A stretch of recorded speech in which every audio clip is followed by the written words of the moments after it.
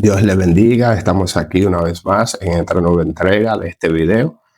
Recuerde que estamos estudiando el Nuevo Testamento. Estamos llevando un estudio del Nuevo Testamento. Gloria a Dios. Tenemos lo que es una sesión y dimos una preintroducción, una introducción, el mundo político y social del Nuevo Testamento, el mundo religioso.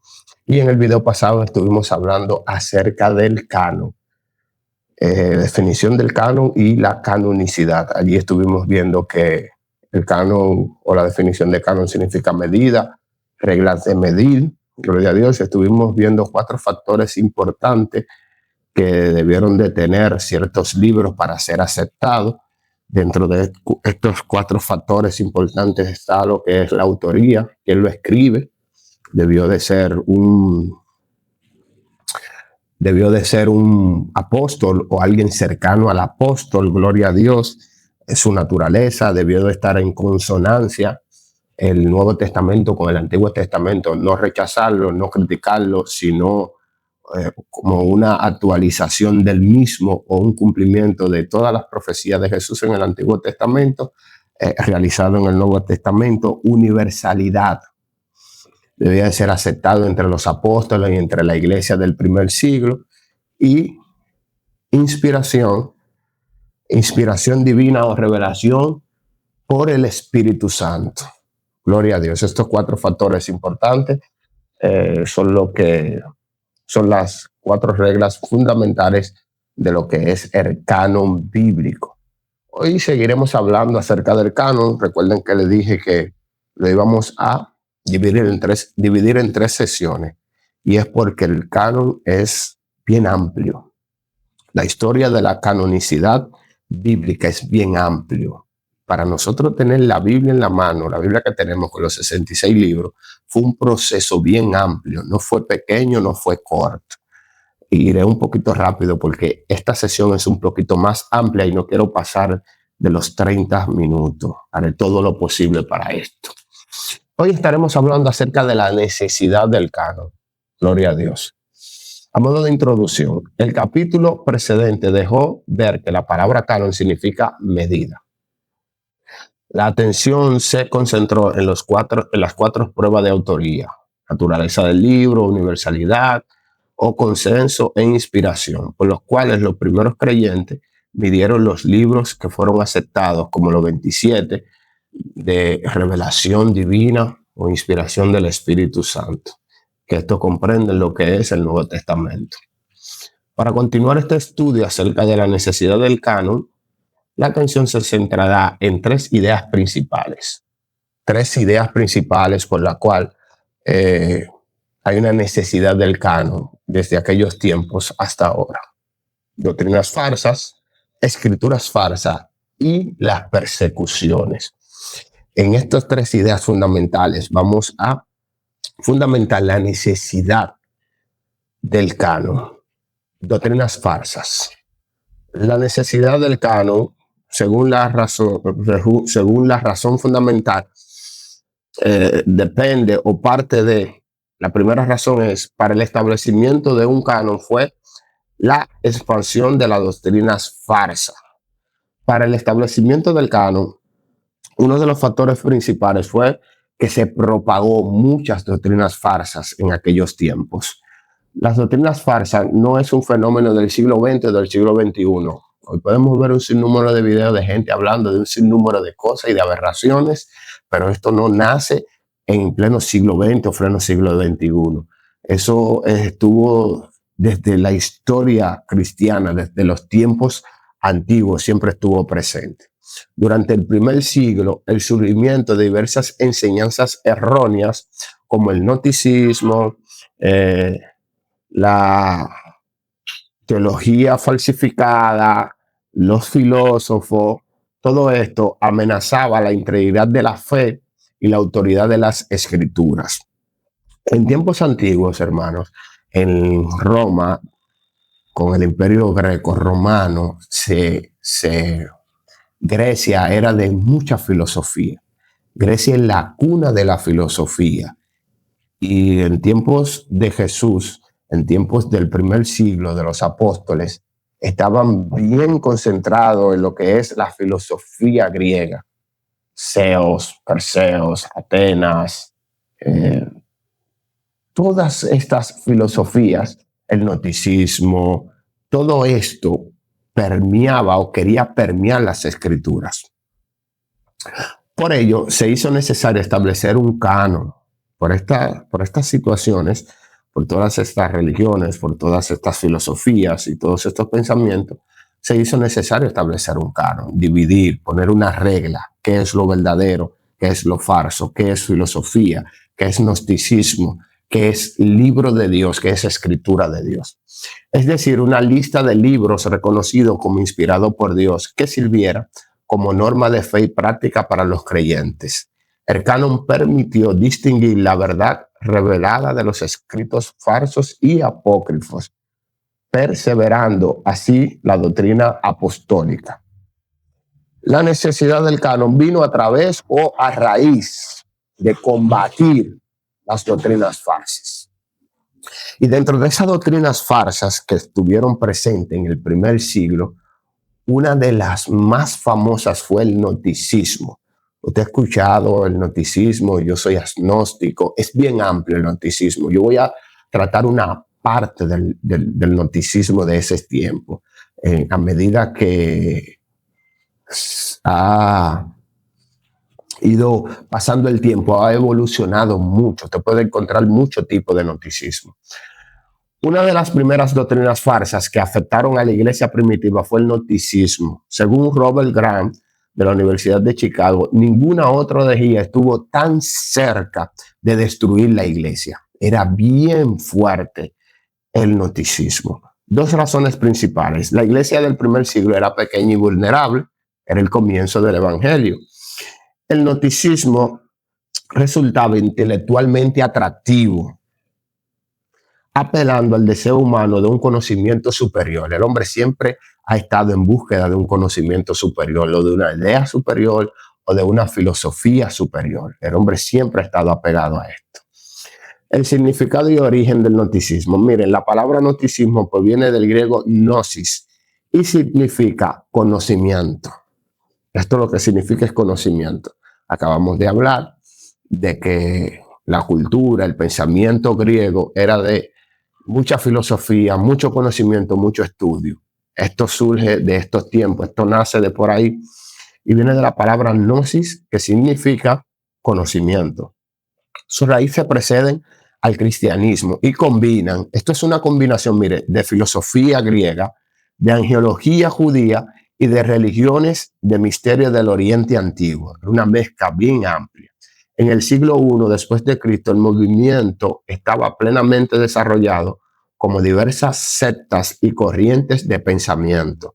Estaba bien proliferado, estaba bien metido en lo que es el tiempo del siglo I después de Cristo y permeó inclusive el cristianismo, permeó inclusive algunas iglesias. Veremos inclusive versículos o veremos escrito en la cual Pablo contrarresta y Juan contrarresta este pensamiento.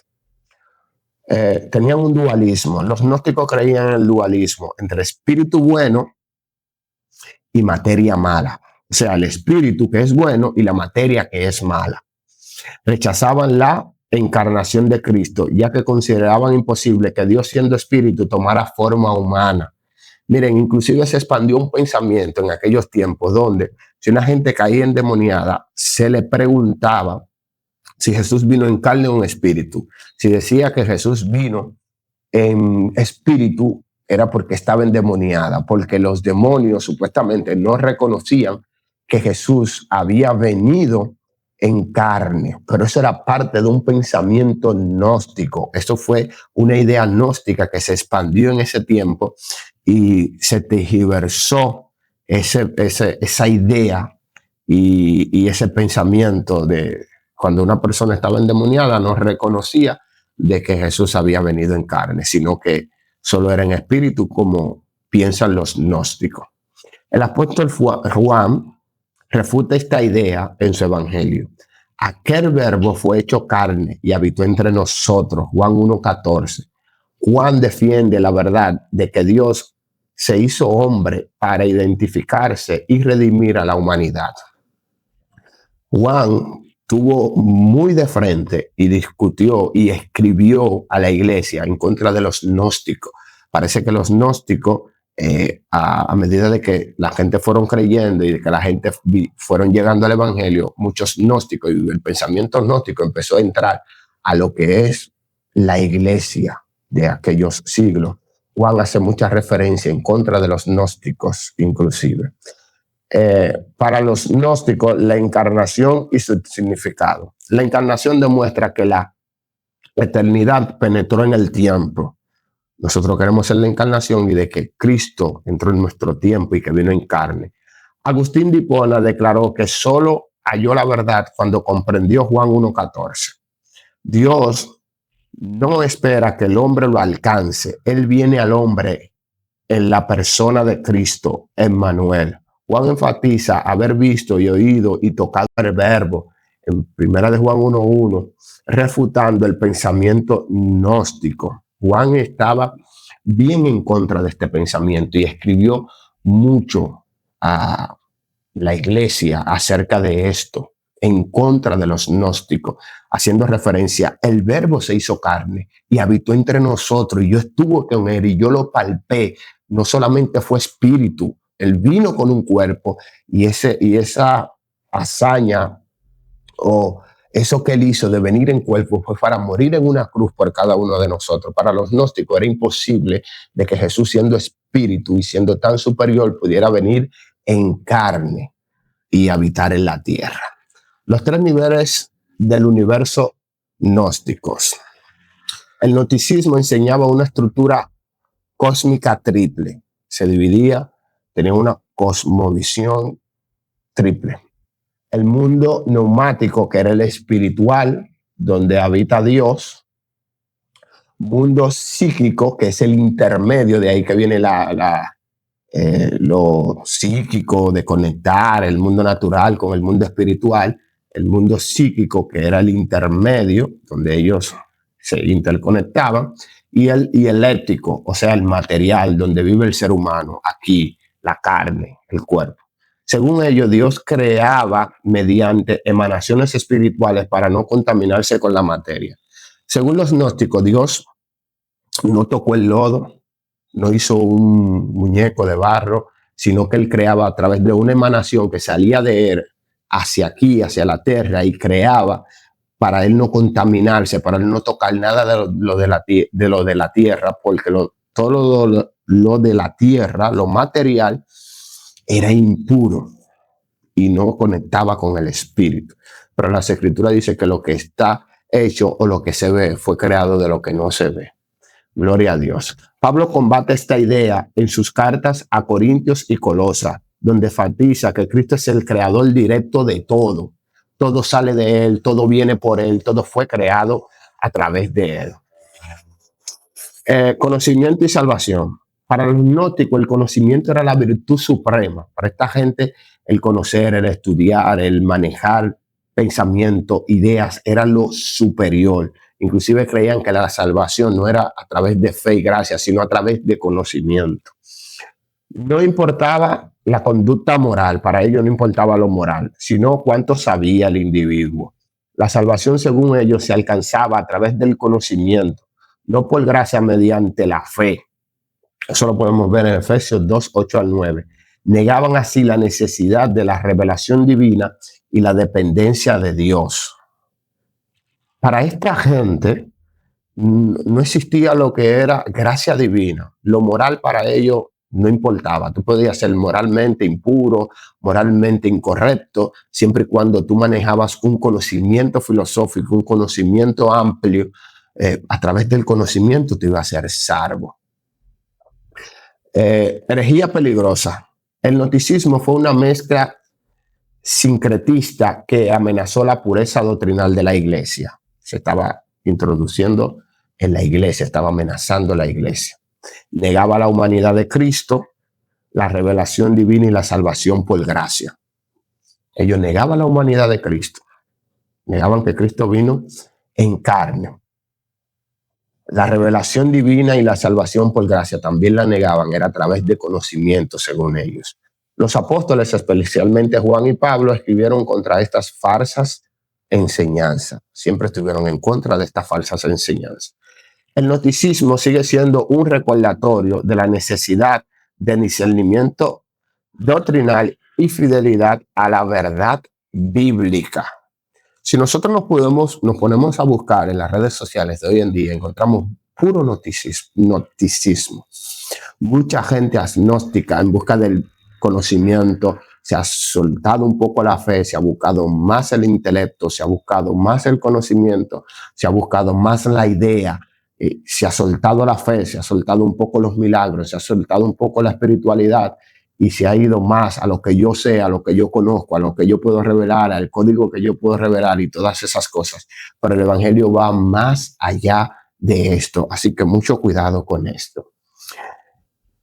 Vimos una de las necesidades por el cual había de tener el canon o manifestarse el canon a las escrituras. Una de ellas fue en contra del gnosticismo, una corriente bien fuerte que hasta hoy existe. Otra de las necesidades por la cual debió de tenerse el canon o la estructura del canon es el marcionismo. De Marción. Otra falsa doctrina surgida entre el siglo I y II fue el marcionismo, fundado por Marción, hijo de un predicador cristiano que inició su vida en el ministerio, pero se desvió hacia el gnosticismo. Este también estuvo desviado hacia el gnosticismo, hacia el conocimiento, hacia la búsqueda del conocimiento. Su pensamiento presentó una de las mayores amenazas doctrinales para la iglesia primitiva. Este hombre también, por poco y persuadió a muchas personas en su tiempo y contrarrestó mucho el evangelio. La enseñanza de Marción. Marción enseñaba que existían dos dioses diferentes. Oiga qué aberración presentaba Marción, que habían dos dioses diferentes. Inclusive en estos días vi un video de esta corriente en las redes sociales donde habla que del Antiguo Testamento es un Dios y el del Nuevo Testamento es otro Dios. El del Antiguo era feroz, era malo, era caótico, y el del Nuevo es puro amor, es puro abrazo y todas esas cosas. El Dios del Antiguo Testamento, que era cruel y creador del mundo material, y el Dios del Nuevo Testamento, Padre de Jesucristo, amoroso y espiritual. Por esta razón rechazó todo vínculo entre el Antiguo y el Nuevo Testamento. Su visión distorsionó el carácter de Dios y el mensaje unificado de las Escrituras. Marción rechazó el Antiguo Testamento y solo se quedó con algunas cosas del Nuevo Testamento, porque tampoco aceptó todo el Nuevo Testamento. Perdón. Marción inclusive tuvo un canon aparte de él. Marción rechazó la totalidad del Antiguo Testamento, aceptó únicamente parte del Nuevo Testamento, una versión editada del Evangelio de Lucas, una versión editada de Lucas, algunas cartas de Pablo, y rechazó los demás libros. Su Biblia era una selección personal, carente de la revelación completa de Dios, por ello su colección es conocida como el canon de Marción. Este hombre se convirtió inclusive en un antisemita que no quería saber de los judíos y de las cosas de los judíos. Los libros que él escoge inclusive son de personas griegas que escribieron y algunos pequeños fragmentos de Pablo. Consecuencias doctrinales. Marción se convirtió en una de las primeras voces antisemitas dentro de la iglesia, lo que le decía. Su rechazo al Antiguo Testamento implicaba negar las raíces judías del cristianismo. Además, alteró el sentido original de los escritos apostólicos para ajustarlo a una ideología. En esencia, el marcionismo era una distorsión del evangelio y una negación del Dios verdadero. Esto era una distorsión total del Dios verdadero. Respuesta de la iglesia. La iglesia tuvo una respuesta al marcionismo, a esta idea, a esta corriente. Frente a la amenaza del expansionismo, la iglesia se vio obligada a definir qué era realmente la palabra de Dios. Por eso es que la necesidad del canon. Tenemos que dividirnos de todas estas corrientes, tanto el gnosticismo como el marcianismo. Este proceso condujo al establecimiento del canon bíblico, diferenciando los libros auténticos de los falsificados. Las herejías, aunque peligrosas, sirvieron como un catalizador para el desarrollo doctrinal y la defensa de la fe. Estas doctrinas eran peligrosas, pero impulsaron a que nosotros debemos de organizar esto para estar claro y no armar lo que es un sincretismo. Reflexión acerca del marcionismo. El marcionismo nos recuerda la importancia de conocer las escrituras completas sin fragmentarlas, como hizo este señor. Mantener la unidad entre el Antiguo y el Nuevo Testamento. Recuerden que una de las reglas del canon que vimos la semana pasada, o en el capítulo pasado, es que el Nuevo Testamento debía de estar en consonancia con el Antiguo Testamento. Defender la verdad bíblica frente a las interpretaciones humanas selectivas. La iglesia primitiva respondió con la fidelidad y a través del canon aseguró la transmisión íntegra del mensaje divino, no distorsionado, no, lo integral, el conjunto. Ahora vámonos con las escrituras farsas. Estamos hablando acerca de la necesidad del canon por culpa del gnosticismo, el marcionismo, y ahora vamos a ver las escrituras farsas. Todo esto llevó a una necesidad de un canon, de una regla para diferenciar las escrituras de todas estas herejías. Durante el periodo de la iglesia primitiva circularon numerosas obras religiosas farsas. Estas pretendían ser inspiradas y buscaban aceptación dentro de la comunidad cristiana. La iglesia tuvo que discernir, juzgar y definir qué escritos eran verdaderamente la palabra de Dios. Miren, para ese tiempo, al haber escrito varios apóstoles, al estar las escrituras, si ustedes se fijan, las escrituras no dan una biografía completa de las personas que escribieron o de Jesús. Aparecieron un sinnúmero de gente escribiendo las niñas de Jesús, la vida de María, de José, ciertos libros, un sinnúmero de cosas empezaron a escribirse de magia, fantástica, fantasía, un sinnúmero de aberraciones, de escrituras farsas que usted ni se imagina. Dios mío, este fenómeno presentó un segundo factor importante que llevó a la necesidad del canon, el fenómeno de todas estas escrituras farsas. Aparecieron los pseudoepígrafos.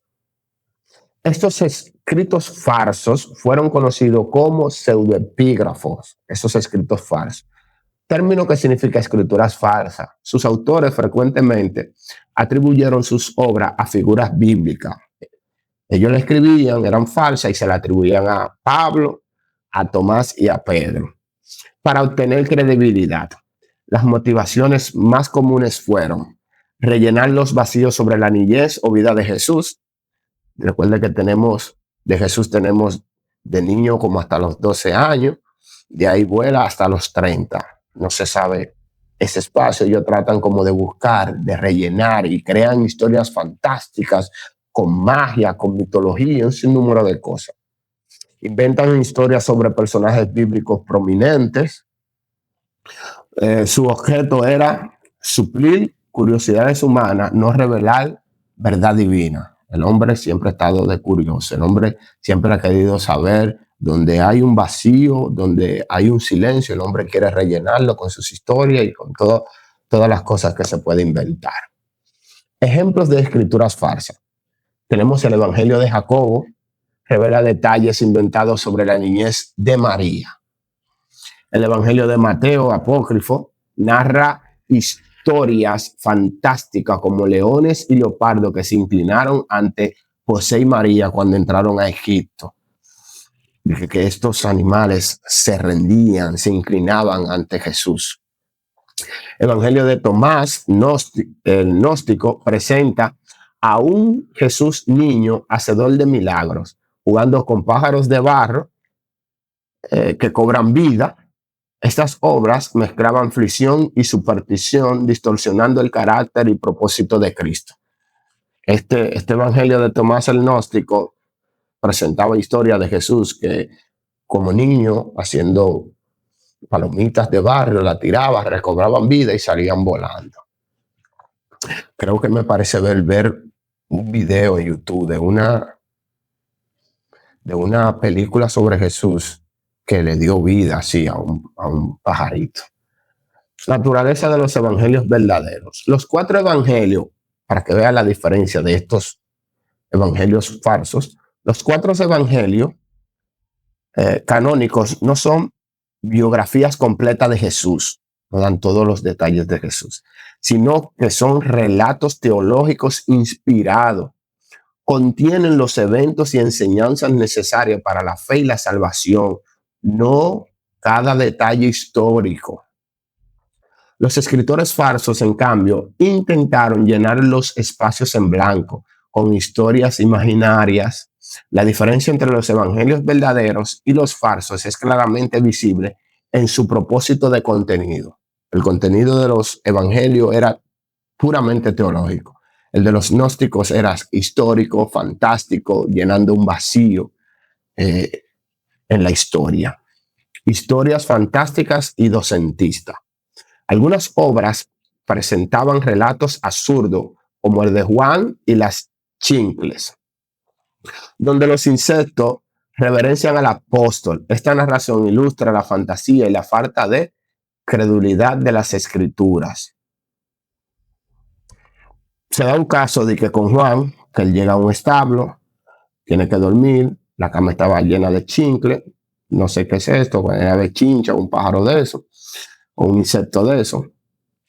Ellos oran, las chincles salen, ellos duermen y cuando se levantan a la mañana siguiente de que encontraron todos esos insectos parados reverenciándolo a ellos, a Juan y a los que andaban con Juan. Todas estas fantasías ellos le inventaban. Un grupo destacado en su producción fue los gnósticos, docentistas, quienes enseñaban que Jesús solo parecía humano, solo parecía, no lo era. Negaban la encarnación literal de Cristo, contradiciendo la verdad de Juan 1:14, y el verbo fue hecho carne y habitó entre nosotros. Jesús solo parecía humano, pero no lo era para ellos. Otros escritos falsos, los hechos de Pablo y Tecla, esto es una pura aberración, relato ficticio con elementos románticos, donde Pablo tenía un romance con una mujer y el esposo de esta mujer. Otros textos similares mezclaban mitología moralista y ficción religiosa. La iglesia primitiva rechazó firmemente estas obras por ser verosímiles y no inspiradas. Eran en esencia intentos humanos de añadir a la revelación humana. Todo esto era un intento de introducir cosas humanas a la revelación divina. Las escrituras falsas representaron una grave amenaza doctrinal. Sin embargo, sirvieron para que la iglesia definiera con precisión el canon. Esto empujó al canon. Al comparar estos escritos con el Nuevo Testamento, se evidencia la superioridad, coherencia y autoridad divina de la palabra de Dios. La verdadera escritura no busca entretener, sino transformar al creyente por medio de la verdad revelada. Lo más que estamos viendo es mucha entretención en las redes sociales, lamentablemente. Enfóquese a estudiar, enfóquese a buscar las escrituras para que lo transforme. Persecución y el canon del Nuevo Testamento. La persecución cristiana fue otro factor decisivo a la formación del canon del Nuevo Testamento. Así como el carácter de una persona se revela en la adversidad, también la autenticidad de la palabra de Dios se manifestó durante los tiempos de persecución. Esto hizo aún más necesario el canon, estas persecuciones. Estos momentos de prueba permitieron distinguir los escritos verdaderos inspirados de aquellos sin autoridad divina. En medio de la persecución, cuando a usted lo perseguían por lo que creían, por lo que enseñaban, esto hizo a que los verdaderos creyentes de esto lo abrazaran y los falsos o esas falsas escrituras fueran siendo dejadas fuera. El contexto histórico: desde los primeros siglos la iglesia enfrentó múltiples persecuciones por causa de su fe. Una de las más severas ocurrió en el año 303 después de Cristo, durante el reinado del emperador Diocleciano. Este ordenó que todos los libros cristianos y judíos, todo escrito que afirmara ser escritura, fueran confiscados y quemados. Todos lo que tenía que ver con la palabra de Dios. Esto hizo que los verdaderos quedaran. El edicto de Diocleciano obligó a los cristianos a definir con claridad qué escritos defenderían hasta la muerte. Tuvieron que examinar cuidadosamente cada texto, discerniendo. ¿Y qué discernieron? Su carácter divino, su validez teológica y su autoridad espiritual. Este proceso llevó a una profunda reflexión sobre la identidad de la verdadera escritura. En medio de la persecución es que salen los verdaderos. Todo lo demás es hojarasca. Resultado y significado: muchos creyentes sacrificaron escritos secundarios o falsos, reconociendo que carecían de inspiración divina. Sin embargo, abrazaron con fe y valentía los libros que reconocían como la palabra viva de Dios. Aún bajo amenaza de muerte, así la persecución no solo probó la fidelidad de los creyentes, sino que también confirmó la autenticidad del canon bíblico. Esta persecución le dio autenticidad al canon. La persecución reveló que los libros resistían las pruebas de fuego espiritual y físico. La iglesia primitiva comprendió que no todo o toda literatura religiosa era inspirada y que defender la verdad implicaba discernirla. Estos tiempos de sufrimiento fortaleció la convicción de que la palabra de Dios permanece para siempre. Gloria a Dios. La persecución purificó la fe y consolidó la certeza del canon cristiano. Vimos tres factores fundamentales por los cuales era necesario el canon: doctrinas falsas, fantasías, la persecución, libros extraños. Empujó a la necesidad de un canon, de dividir qué era lo verdadero y qué era lo falso. A modo de conclusión, leeré esto que es bien interesante. Una excelente forma de cerrar esta discusión es mirando algunos versos especiales en Mateo 5, donde dice: estas palabras fueron dichas por el propio Cristo al principio del sermón del monte. No piensen que he venido a anular la ley o los profetas. No piensen que he venido a anular la ley y los profetas. No he venido a anularlos, sino a darles cumplimiento. Les aseguró que mientras existan el cielo y la tierra, ni una letra, ni una tilde de la ley desaparecerán hasta que todo se haya cumplido. Incluso durante tiempos de horrible persecución,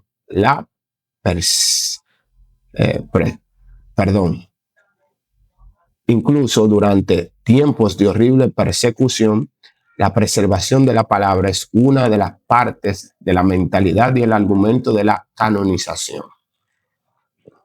En este pasaje, la versión de Reina Valera 60 traduce que ni una jota ni una tilde de la escritura quedarán sin cumplirse. La palabra jota era un nombre popular para la letra más pequeña del hebreo del alfabeto. Una yo. Y la tilde era el signo de puntuación más pequeña de una letra. Lo que Jesús estaba diciendo aquí era que ni la letra más pequeña, ni el signo de puntuación más pequeño de una letra de mi palabra perecerá, sino que de hecho prevalecerá. Jesús estaba diciendo: mira, ni la letra más pequeña, ni el signo de puntuación más pequeño de mis letras va a perecer.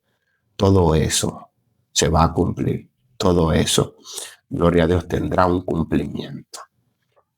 hemos visto lo que es la necesidad del canon. Le doy gracias por llegar hasta aquí. Gracias por darme apoyo a mi canal.